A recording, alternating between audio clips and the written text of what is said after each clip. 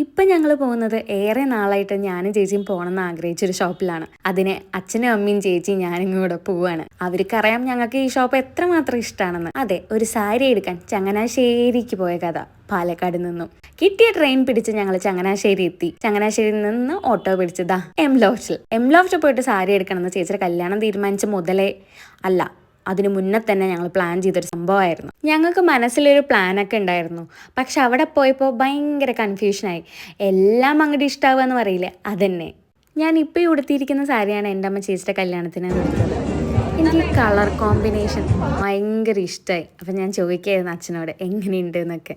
ചേച്ചിക്ക് എന്തായാലും അവിടുന്ന് പവിത്രപ്പട്ട് എടുക്കാൻ പറ്റില്ല എന്ന് അറിയായിരുന്നു. കാരണം ചേട്ടൻ്റെ വീട്ടുകാർ വന്നിട്ടേ എടുക്കാൻ പറ്റുള്ളൂ. അവരുടെ വൈറലായ കുഷി കളക്ഷൻസ് നിന്ന് ഞങ്ങളങ്ങനെ സാരിയൊക്കെ എടുത്തു. ഞങ്ങളങ്ങനെ പവിത്രപ്പട്ടിൻ്റെ സെക്ഷനിൽ ഒന്ന് പോയിട്ടോ. കുറച്ച് കാലം കഴിഞ്ഞ് കഴിഞ്ഞാൽ, അതായത് കുറച്ച് വർഷം കഴിഞ്ഞ് എൻ്റെ കല്യാണമൊക്കെ ആവുന്ന സമയത്ത് are you saying yes to M Loft പവിത്രപ്പട്ട് എന്ന് പറയുമ്പോൾ യെസ് എന്ന് പറയാമല്ലോ.